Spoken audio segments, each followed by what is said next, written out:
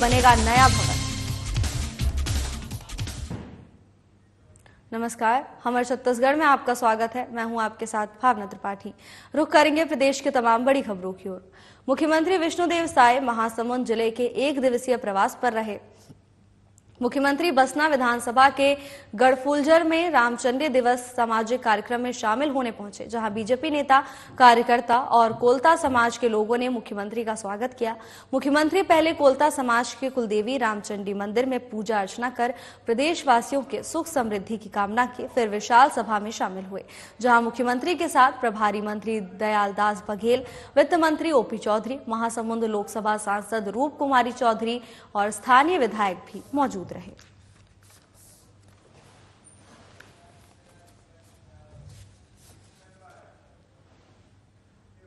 मुख्यमंत्री विष्णुदेव साय ने आज कैबिनेट बैठक से पहले एक बड़ी घोषणा की है।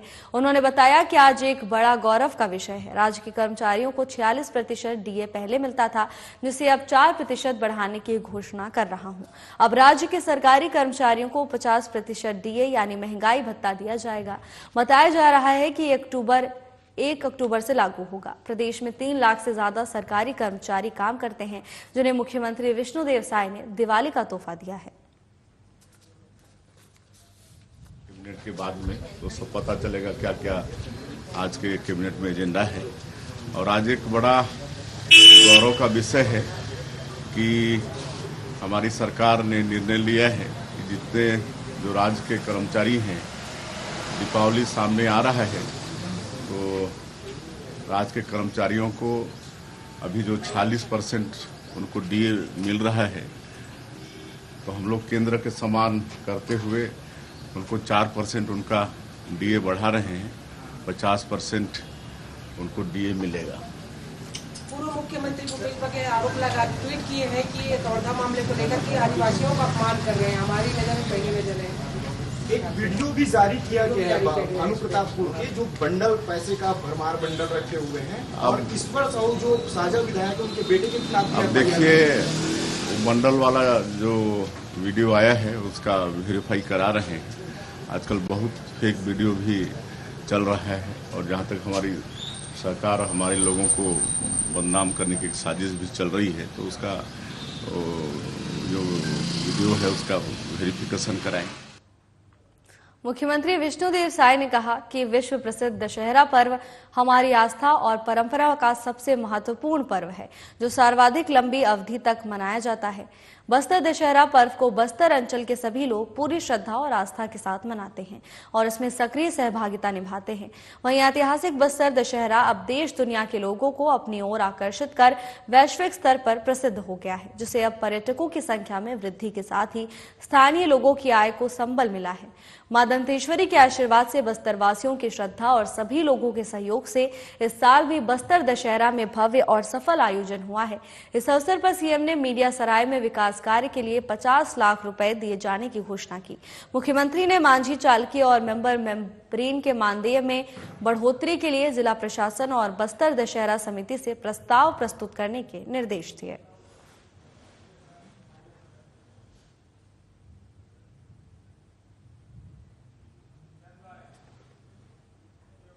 मुख्यमंत्री विष्णुदेव साय ने जगदलपुर में आयोजित कार्यक्रम में कहा कि नियत नीलानार योजना हमारी सरकार की महत्वपूर्ण योजना है, जिससे बस्तर के सुदूर क्षेत्रों में रहने वाले लोगों तक शिक्षा, स्वास्थ्य, बिजली, सड़क जैसी मूलभूत सुविधाएं पहुंचाई जा रही हैं। साथ ही केंद्र और राज्य सरकार की योजनाओं का लाभ भी उन्हें मिल रहा है। छत्तीसगढ़ की सरकार नियत नीलानार योजना शुरू की है। आपका अच्छा गांव गोड़ी भाषा में है नियत नीलानार, और 96 गांव इसमें शामिल है। 5 जिला का 96 गांव शामिल है, और इसके लिए अलग से बजट का प्रावधान हम लोग किए हैं। और वहां भी सड़क, बिजली, पानी, वहां मोबाइल का टावर, वहां अस्पताल, जो स्कूल बंद थे वो सबको चालू करवा रहे हैं। आप लोग उधर जाके देखेंगे तो 10 महीना में उधर रोड भी बन रहा है, उधर बिजली भी घर घर पहुंच रही है, पानी भी जो मोदी जी जल जीवन मिशन में घर घर नल द्वारा पानी पहुंचाना चाहते हैं उसको भी पहुंचा रहे हैं। मोबाइल का टावर उधर नहीं था, तो मोबाइल का टावर भी आज 150 से ज्यादा मोबाइल का टावर लगवा रहे हैं। तो ये सब काम आदरणीय नरेंद्र मोदी जी हमारे देश के यशस्वी प्रधानमंत्री हैं, उनके मार्गदर्शन से, दंतेश्वरी माई के आशीर्वाद से हम लोग छत्तीसगढ़ का समुचित विकास करना चाहते हैं। उप मुख्यमंत्री अरुण साव से आज रायपुर और बिलासपुर संभाग के आयुक्त कावरे ने सौजन्य मुलाकात की। उप मुख्यमंत्री साव के रायपुर स्थित निवास कार्यालय में हुई मुलाकात के दौरान उन्होंने दोनों संभागों में राजस्व प्रकरणों के निराकरण और कानून व्यवस्था की स्थिति और विकास कार्यों की प्रगति की जानकारी दी। उप मुख्यमंत्री और लोक निर्माण मंत्री अरुण साव ने लोक निर्माण विभाग और भारतीय राष्ट्रीय राजमार्ग प्राधिकरण के अधिकारियों की बैठक की, जिसमें राज्य में निर्माणाधीन और प्रस्तावित राष्ट्रीय राजमार्गों के कार्यों की प्रगति की समीक्षा की।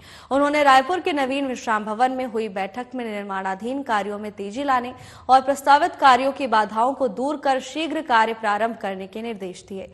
उन्होंने राष्ट्रीय राजमार्ग क्रमांक 130D नारायणपुर से कस्तूर मेटा मार्ग का काम जल्दी प्रारंभ करने को कहा।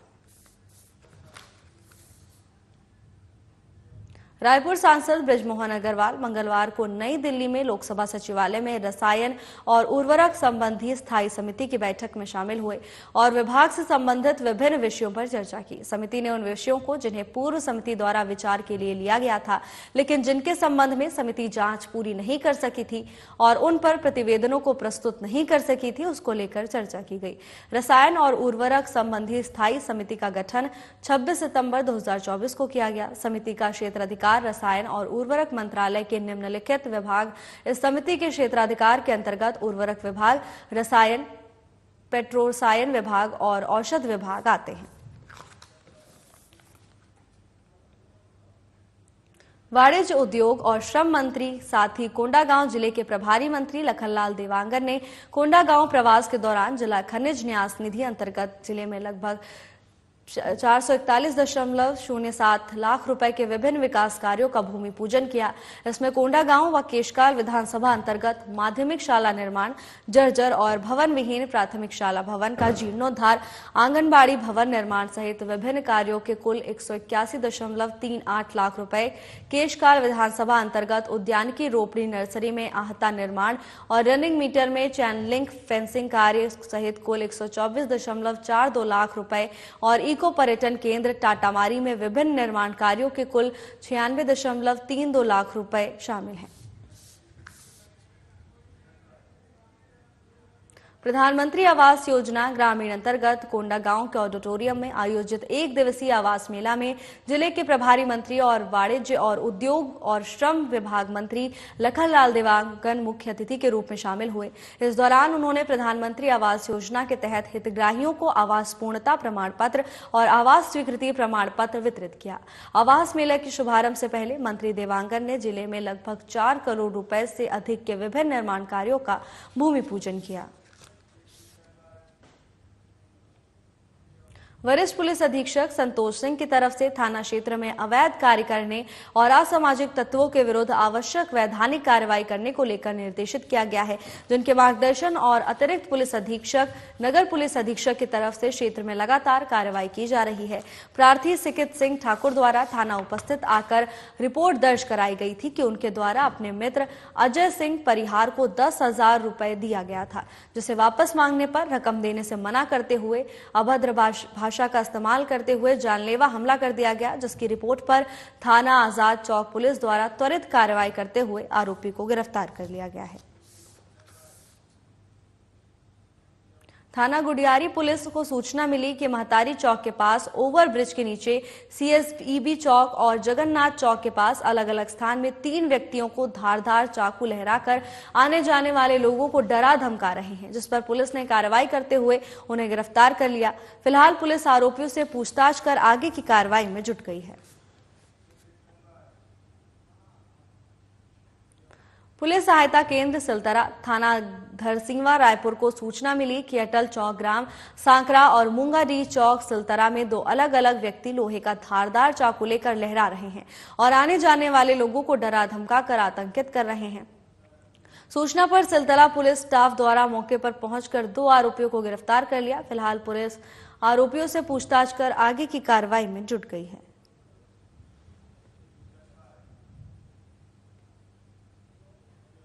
सरिया नगर पंचायत में धूमधाम से नवदुर्गा समिति और समस्त ग्रामवासियों द्वारा 9 दिन तक माता दुर्गा की पूजा अर्चना की गई। डांडिया, गरबा और अनेक सांस्कृतिक कार्यक्रम और रावण दहन कार्यक्रम किया गया।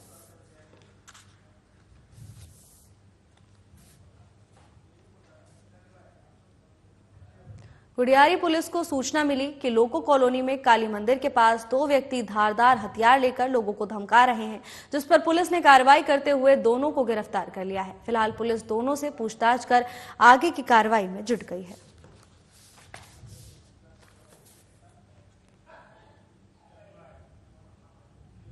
रायपुर जिले के थाना आमानाका क्षेत्र में सरोना अंग्रेजी शराब दुकान से शराब बिक्री में लगभग 27 लाख रुपए की हेराफेरी का मामला सामने आया है, जिसकी शिकायत मिलने पर पुलिस ने मुख्य विक्रेता के रूप में आरोपी सोनू साहू को गिरफ्तार कर लिया है।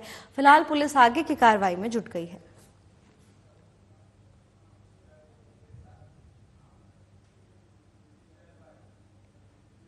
रायपुर के शासकीय स्कूलों में जेईई और नीट की तैयारी करने वाले छात्र छात्राओं को कलेक्टर डॉक्टर गौरव सिंह ने मार्गदर्शन देते हुए प्रोत्साहित किया।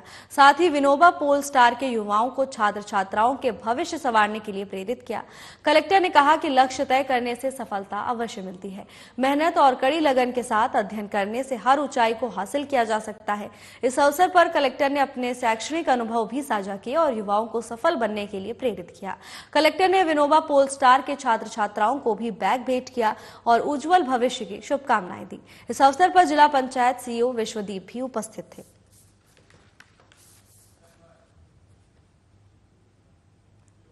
शिक्षा और स्वास्थ्य किसी भी समाज की प्रगति का मूल आधार है। इनके सुधार और सुदृढ़ीकरण से ही एक समृद्ध और सशक्त समाज का निर्माण हो सकता है। ये बात रायपुर सांसद बृजमोहन अग्रवाल ने सोमवार को राजधानी रायपुर के विभिन्न विकास कार्यों के लोकार्पण और भूमि पूजन के दौरान कही। सांसद अग्रवाल ने महंत लक्ष्मी नारायण दास वार्ड स्थित माई की बगिया में 10 लाख रुपए से पाथवे, बगीचा और अतिरिक्त कक्ष निर्माण कार्य का लोकार्पण, साथ ही खो-खो पारा स्कूल में अतिरिक्त कक्ष और 17.44 लाख रुपए से पंकज गार्डन सौंदर्यीकरण और विकास कार्य का लोकार्पण किया।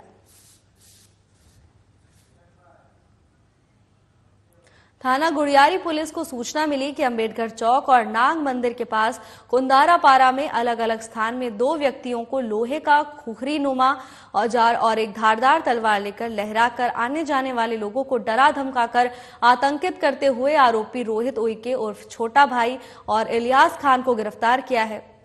साथ ही उसके कब्जे से अवैध रूप से रखे एक खुखरी नुमा लोहे का औजार और एक धारदार तलवार जब्त कर आरोपी के खिलाफ थाना गुड़ियारी में एफआईआर दर्ज कर आगे की कार्रवाई में जुट गई है। उप मुख्यमंत्री अरुण साव का बयान सामने आया, जिसमें उन्होंने पार्टी की तरफ से हुई बैठक को लेकर अपना बयान देते हुए कहा। उन्होंने कहा कि चुनाव समिति की बैठक संपन्न हुई। दक्षिण विधानसभा चुनाव के संबंध में विस्तार से बातचीत की गई। इस बैठक में अब तक की तैयारियों को लेकर चर्चा हुई है।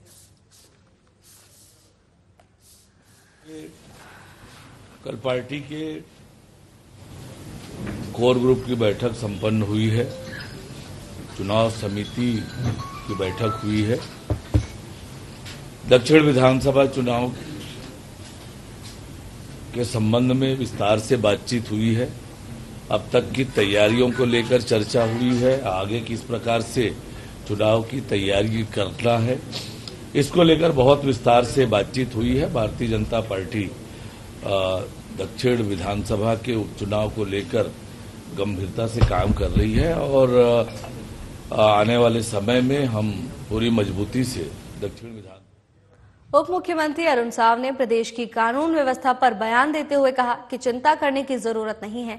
राज्य सरकार कानून व्यवस्था को लेकर पूरी तरह से गंभीर है। साथ ही कहा कि यदि कहीं कोई घटना घटित हो रही है तो उस पर शासन और प्रशासन की तरफ से ठोस और मजबूत कार्रवाई की जा रही है। इसके साथ ही उन्होंने कहा कि यदि कहीं भी किसी अधिकारी की लापरवाही मिल रही है तो उन पर भी कठोर कार्रवाई हो रही है। सरकार कानून व्यवस्था से किसी तरह की लापरवाही बर्दाश्त नहीं करेगी। ने 5 साल में राज्य की कानून व्यवस्था की दुर्दशा की, उसे चिंता करने की जरूरत नहीं है।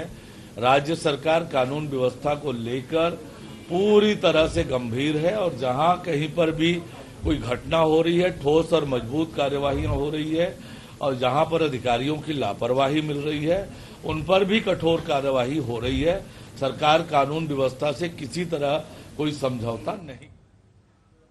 कांग्रेस के बयान पर उप मुख्यमंत्री अरुण साव ने पलटवार करते हुए कहा कि कांग्रेस अपनी कंफ्यूजन की चिंता करे। कांग्रेस का नेतृत्व कौन कर रहा है, नेतृत्व के लिए कैसे लड़ाई हो रही है, कार्यकर्ता कंफ्यूजन में है कि हमारा नेता कौन है। कांग्रेस पार्टी अपनी चिंता करे। जहां तक भारतीय जनता पार्टी की सरकार का विषय है, सरकार निकाय और पंचायत चुनाव को लेकर पूरी मजबूती से तैयारी कर रही है और समय पर सारे निर्णय होते चले जा रहे हैं और चुनाव की पद्धति का निर्णय भी समय पर हो जाएगा।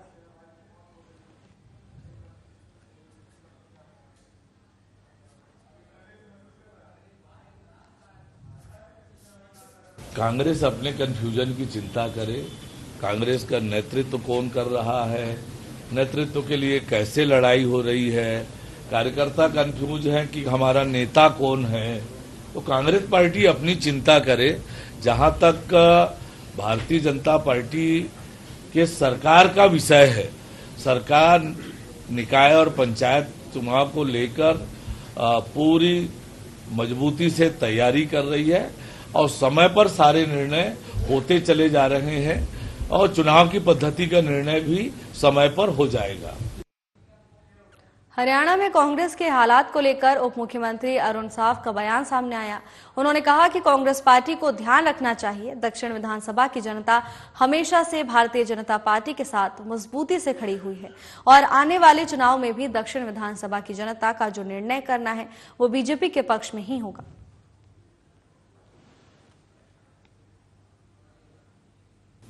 कांग्रेस पार्टी के हरियाणा में जो हालात हुए वो कांग्रेस पार्टी को ध्यान रखना चाहिए। दक्षिण विधानसभा की जनता हमेशा से भारतीय जनता पार्टी के साथ मजबूती से खड़ी हुई है और आने वाले उपचुनाव में भी दक्षिण विधानसभा की जनता को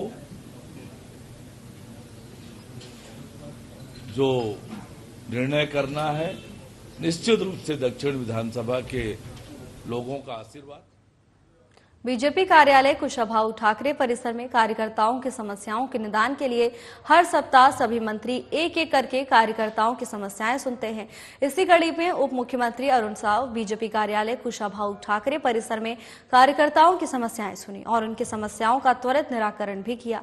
आपको बता दें कि बीजेपी लगातार जनता और कार्यकर्ताओं की समस्याओं को सुनने के लिए पखवाड़ा आयोजित कर रही है। इसी कड़ी में कार्यकर्ताओं की समस्याओं को सुनने के लिए एक एक मंत्री हर रोज यहां उपस्थित होते हैं और कार्यकर्ताओं की समस्याओं को सुनते हैं।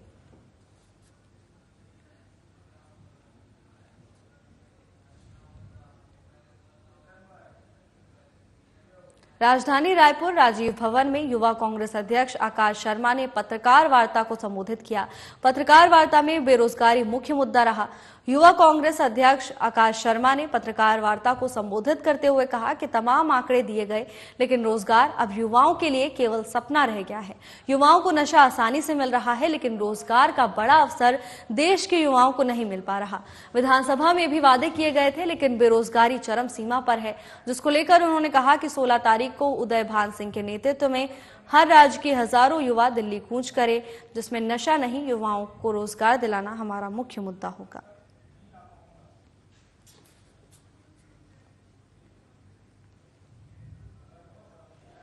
इस देश में 2014 से एक प्रमुख मुद्दा रहा है, जब से देश में मोदी सरकार आई है, युवाओं के रोजगार का मुद्दा।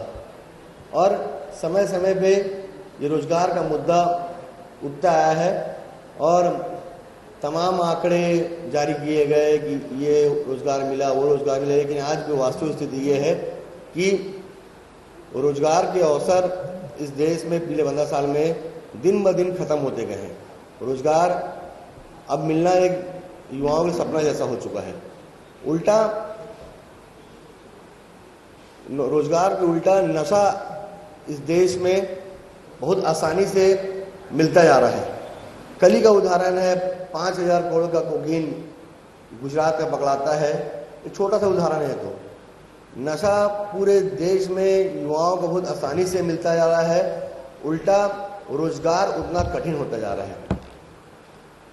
हर बार भारतीय जनता पार्टी चुनावों में वादे करती है कि ये इतने रोजगार मिलेंगे, उतने रोजगार मिलेंगे, लेकिन आज तक कोई रोजगार का बड़ा अवसर देश के युवाओं को नहीं मिला है और बेरोजगारी चरम सीमा में पहुंच चुकी है। छत्तीसगढ़ प्रदेश में भी चुनाव से पहले, ये 1 साल पहले के विधानसभा चुनाव में वादे किए गए थे कि रोजगार के अवसर खुलेंगे और उसके बाद जब युवा इस प्रदेश के वित्त मंत्री से मुलाकात करने जाते हैं तो वो उनका जवाब आता है कि कितनों को रोजगार मिलेगा। तो रोजगार पे कोई क्लियर एजेंडा नहीं है सरकार का, बेरोजगारी चरम सीमा पे है और युवा कांग्रेस युवाओं के इस मुद्दे पर हमेशा लड़ती आई है। उसी लिए भारतीय युवा कांग्रेस द्वारा 16 तारीख को हमारे भारतीय युवा कांग्रेस के नवनियुक्त अध्यक्ष उदय भान सिंह चीब के नेतृत्व में उस दिन पूरे देश भर के पूर्व से लेकर पश्चिम तक और उत्तर से लेकर दक्षिण तक हर राज्य के हजारों युवा रोजगार के मुद्दे पे दिल्ली कूच करेंगे।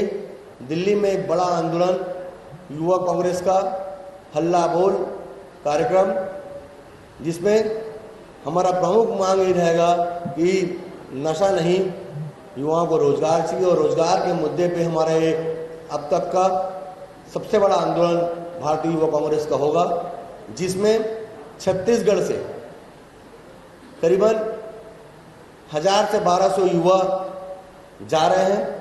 बहुत सारे लोग ट्रेनों के माध्यम से, बाय रोड के माध्यम से और अलग अलग सुविधाओं के माध्यम से दिल्ली पहुंच रहे हैं और भारतीय युवा कांग्रेस के इस आंदोलन में छत्तीसगढ़ के युवाओं की भी बड़ी भागीदारी रहने वाली है।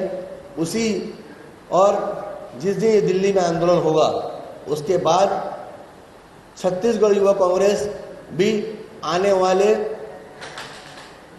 4 साल तक केवल और केवल हमारा कोई एजेंडा काम करने का नहीं रहेगा, केवल एक एजेंडा रहेगा हमारा, चाहे ब्लॉक स्तर पे हो, चाहे जिला स्तर पे हो, चाहे विधानसभा स्तर पे हो, चाहे प्रदेश स्तर पे हो, केवल 4 साल हम रोजगार के मुद्दे पे लड़ेंगे। रोजगार के मुद्दे पे हमारा आंदोलन रहेगा। वरिष्ठ पुलिस अधीक्षक डॉक्टर संतोष कुमार सिंह द्वारा सिविल लाइन स्थित C4 भवन के सभाकक्ष में रायपुर जिले के समस्त पुलिस राजपत्रित अधिकारियों और थाना प्रभारियों के साथ बैठक की। बैठक में वरिष्ठ पुलिस अधीक्षक द्वारा रायपुर पुलिस की गणेश उत्सव, गणेश विसर्जन झांकी और नवरात्रि पर्व के दौरान किसी प्रकार की अप्रिय घटना घटित होने से रोकने और शांति व्यवस्था बनाए रखने पर रायपुर पुलिस की प्रशंसा भी की।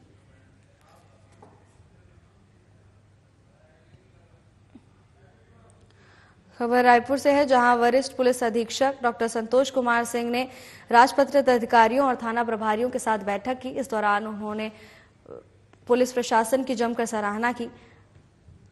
बैठक में वरिष्ठ पुलिस अधीक्षक ने गणेश उत्सव, गणेश विसर्जन झांकी और नवरात्रि पर्व के दौरान किसी तरह की घटना घटित होने से रोकने और पूरी तरह से शांति व्यवस्था बनाए रखने के लिए पुलिस प्रशासन की जमकर सराहना की। बैठक में राजपत्रित अधिकारी और तमाम थाना प्रभारी मौजूद रहे।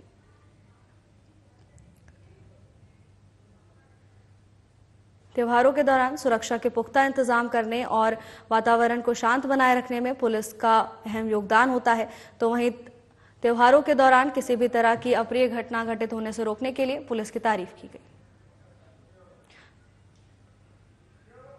रायपुर जिले में उत्कृष्ट कार्य करने पर 12 पुलिस अधिकारी और कर्मचारियों को सितंबर 2024 के लिए कॉप ऑफ द मंथ सम्मान से वरिष्ठ पुलिस अधीक्षक डॉक्टर संतोष सिंह ने अधिकारियों और कर्मचारियों को प्रोत्साहित किया।